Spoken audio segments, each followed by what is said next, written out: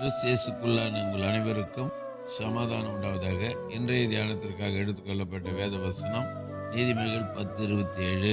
கர்த்தருக்கு பயப்படுதல் ஆயுசு நாட்களை பெருக பண்ணும், துன்மார்க்கருடைய வருஷங்களோ குறுகி போகும். இல்லையா?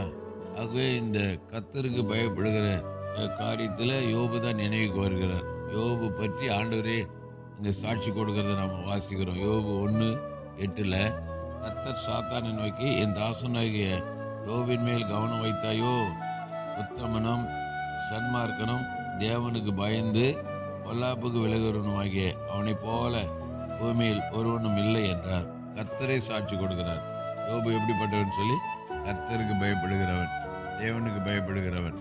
யோபுடைய வாழ்க்கையில் அதிகமான நஷ்டம் வந்தது, இழப்பு வந்தது, வியாதி வந்தது, சோதனை வந்தது. ஆனாலும் கர்த்தர் பயப்படுகிற இந்த பயத்திலிருந்து அவன் விலகி போகலை, உறுதியாக இருந்தான், கர்த்தருக்கு பயந்து வாழ்ந்தான். அதனால தான் அந்த யோபு புஸ்தகத்தில் கடைசி அதிகாரத்தில் வாசிக்கிறோம். யோபு 42:17 யோபு நெடுநாளாக இருந்து பூரண வயதுள்ள நான் மரித்தார். இல்லையா? யோபு நெடுநாள் இருந்து பூரண வயதுள்ள நான் மரித்தான்னு சொல்லி பார்க்குறோம். அப்போ பூரண வயதுன்னா பலம் மிகுதினால.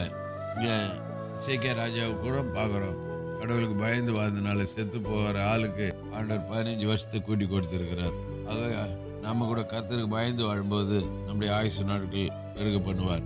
துன்மார்க்கருடைய வருஷங்கள் குறுகி போகும். ஆமானுடைய வாழ்க்கையில் பார்க்க துன்மார்க்க நாயன்தான். மருதகாயை தூக்கில் இடுவதற்காக கங்கணம் கட்டி கொண்டு இருந்தவன், யூத மக்கள் அழிக்க கங்கணம் கட்டி கொண்ட ஒரு துன்மார்க்கனாக இருந்தான். அவனுடைய முடிவு பார்க்கும்போது அவனுடைய வருஷங்கள் குறுகி போயிடுச்சு. நாம் துன்மார்க்கராக இல்லாதபடிக்கு கர்த்தருக்கு பயப்படுகிற பிள்ளைகளாய் வாழ்வோம். நம்முடைய ஆயுசு நாட்களை கூட்டித்தர வல்லவராயிருக்கிறார். ஜெபிப்போம். இயேசு நல்ல தகப்பனே, நாள் கொடுத்த நல்ல வார்த்தைக்கு நன்றி. வார்த்தை பிரகாரம் நாங்கள் உமக்கு பயந்து வாழ்ந்த ஆயுசை பெருகி பண்ணிக்கொள்ள உதவி செய்யும், நலப்படும்.